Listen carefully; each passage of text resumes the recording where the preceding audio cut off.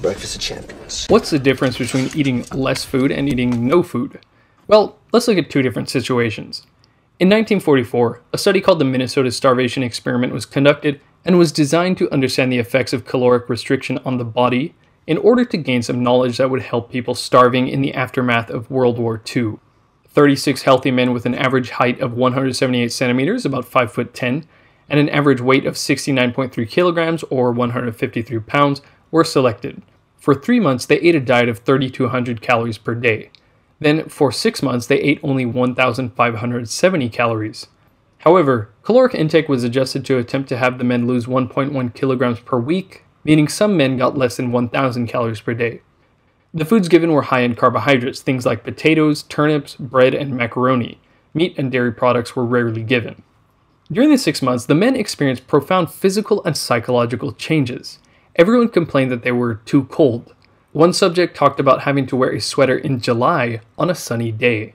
The subject's body temperatures dropped to an average of 95.8 degrees Fahrenheit.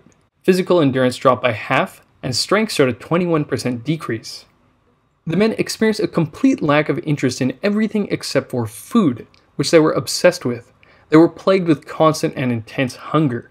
There were several cases of neurotic behavior like hoarding cookbooks and utensils. 2 participants had to be cut from the experiment because they admitted to stealing and eating several raw turnips, and taking scraps of food from garbage cans. At first, the participants were allowed to chew gum, until some of the men began chewing up to 40 packages a day. Now, compare all this to the case of Angus Barbieri, a Scottish man who in 1965 fasted for over 380 days straight. That is, he took in no food whatsoever, nothing but water, black coffee, and straight tea for just over a year. He lost 276 pounds, going from 456 pounds to 180. A case report published by the Dundee University Department of Medicine in 1973 said, "The patient remained symptom-free, felt well, and walked about normally." And prolonged fasting in this patient had no ill effects. There were no complaints of mind-numbing hunger, and he kept the weight off. For several years, his weight stayed around 196 pounds. This, of course, is not a perfect comparison. With the case of Angus, there's only one subject, and his starting weight was drastically higher compared to those in the Minnesota experiment. However, it does illustrate some very interesting points about just how different of a physiological response you can get from fasting, that is, eating nothing, compared to eating less, or caloric restriction. Dr. Jason Fung, a Toronto physician specializing in kidney disease and author of the Obesity Code, says that compared to fasting, caloric reduction will result in less weight loss, more lean mass loss, i.e. more muscle loss, and more hunger. Let's start by talking about hunger. In Upton Sinclair's 1911 book, The Fasting Cure, he writes about fasting as a means to improve health. In describing his first couple attempts at fasting, he writes, "I was very hungry for the first day, the unwholesome, ravening sort of hunger that all dyspeptics know. I had a little hunger the second morning, and thereafter, to my great astonishment, no hunger whatever, no more interest in food than if I had ever known the taste of it." Sinclair recommends to do quite long fasts, around 12 days or so.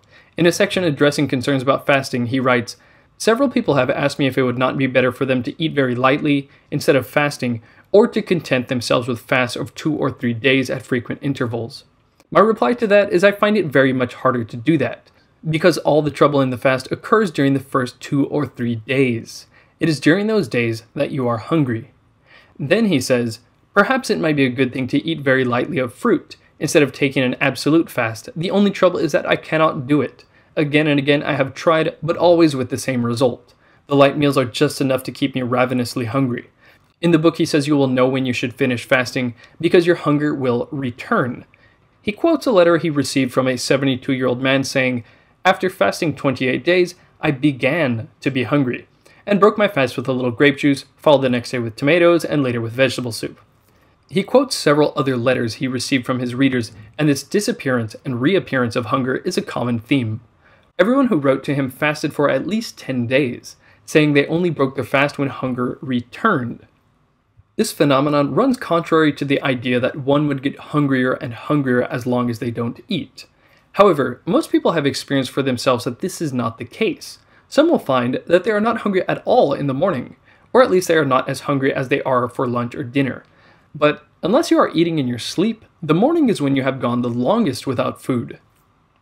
Some of this can be explained by the hormone ghrelin. Ghrelin, known as the hunger hormone, has been found to increase appetite and weight gain.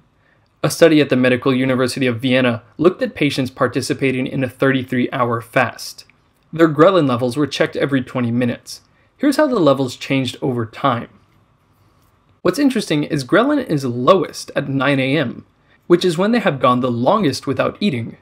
And ghrelin comes in waves, and overall doesn't rise during the period the subjects were fasting. Then, as you can see, ghrelin rises in sync with normal lunch and dinner times, as if the body had learned to expect food at that time.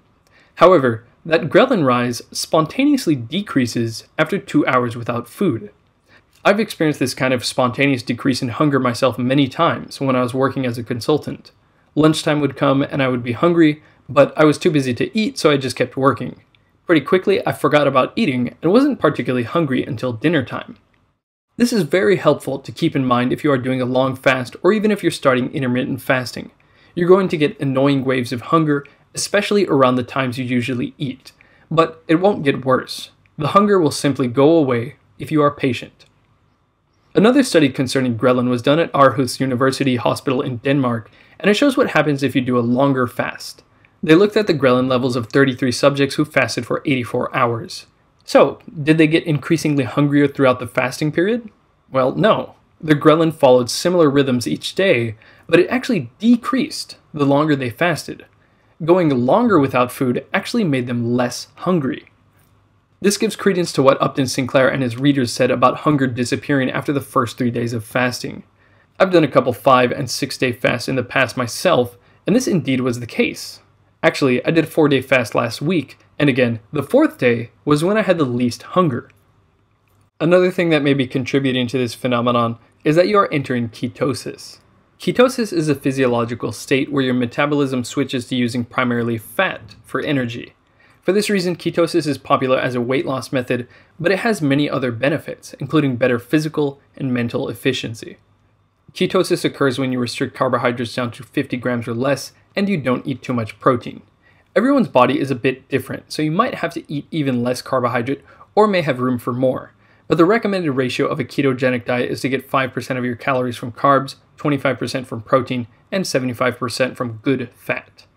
A simpler way to enter ketosis is just don't eat anything for a long enough time. This is one of the major points in the difference between fasting and caloric restriction. The problem with the subjects in the Minnesota starvation experiment was that they were eating just enough to keep them out of ketosis and keep their metabolism primed for burning carbohydrate, glucose, so they couldn't use their body fat for energy. This explains a lot of things, like why they were losing their strength and why they were very sluggish and cold. It also clears up why Upton Sinclair said fruit or light meals were just enough to keep him ravenously hungry and far weaker than if he had just eaten nothing. As I explained in my last video, insulin is necessary for glucose to get into the cell to be used for energy. When you eat carbohydrates, the pancreas secretes insulin to deal with it, and too much insulin hampers the action of something called hormone-sensitive lipase, which is necessary to mobilize fat and use it for fuel. Though, keep in mind that grains or refined carbohydrates will produce a much higher insulin response than, say, green vegetables. Now, because the body is having a hard time using its fat for fuel, it will do a couple things. One, it will simply slow down metabolism to preserve energy. In the Minnesota starvation experiment, the subject's metabolism dropped by 40%. Their bodies didn't have access to its stored energy, and their restricted calorie diets didn't provide much fuel, so there's no choice but to slow down the metabolism. Ironically, in the case of fasting, as Jason Fung points out, metabolism actually goes up. If you don't do anything about your insulin and just reduce your calories, your metabolism goes down. But what happens during fasting? Well, here's a study of 4 consecutive days of fasting. What happens to your REE? This is this middle line here. That's the resting energy expenditure. It doesn't go down. It goes up. You're burning more energy than you did. The other thing that the body will do when it can't use fat for fuel is break down muscle into glucose through a process called gluconeogenesis. The body doesn't want to do this too much because it's not very smart to eat through something as important as muscle. But when it can't access its own stored energy, it's more likely to resort to this. This is why you'll experience more muscle loss on caloric restriction than if you ate nothing. When you are fasting, human growth hormone is released. As the name implies, human growth hormone is an anabolic hormone, a hormone conducive to growth. In Leninger's Principles of Biochemistry textbook, they give the example of how injecting the human growth hormone gene into a mouse makes it unusually large. As explained in Guyton's textbook of medical physiology, growth hormone also mobilizes large quantities of free fatty acids from the adipose tissue, and these in turn are used to supply most of the energy for the body cells, thus acting as a potent protein sparer.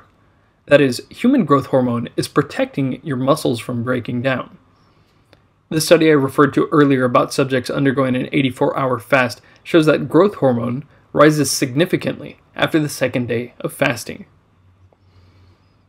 As mentioned earlier, you should enter ketosis sometime within the first 3 days or so of fasting, and it depends on how much you are moving around and what your diet was like before starting the fast. The state of ketosis is a great indicator that your body is making good use of its stored body fat for energy. In Tim Ferriss's book Tools of Titans, Tim talks about his first clinically supervised 7-day fast. For some sort of liability reasons, he wasn't allowed to exercise or leave the facility. Considering exercise is a potent stimulator of human growth hormone and will deplete glucose stores, not getting any exercise is a great way to prevent yourself from getting into ketosis during a fast. It's also a great way to lose muscle. Tim says he lost 12 pounds of muscle during the overly restrictive clinically supervised 7-day fast. But when following a protocol designed to get him into ketosis as soon as possible, involving things like 4 hours of brisk walking, he did a 10-day fast and apparently lost 0 muscle mass. One last factor in ketosis preserving muscle is leucine. When you're in ketosis, you have a higher fasting blood leucine level. And leucine is a key branch chain amino acid that has an anabolic effect on the body, so it preserves lean body mass. A lot of people interested in building muscle may be worried that fasting or a ketogenic diet wouldn't work for them because insulin and therefore carbohydrates are necessary for protein synthesis, i.e. muscle growth. But actually, this leucine fills that role and is a good trigger for protein synthesis.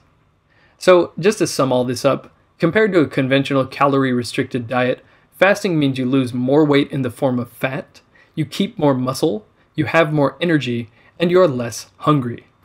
If proper weight loss is your goal, it might be better to eat nothing at all, rather than eating a conventional low-calorie diet.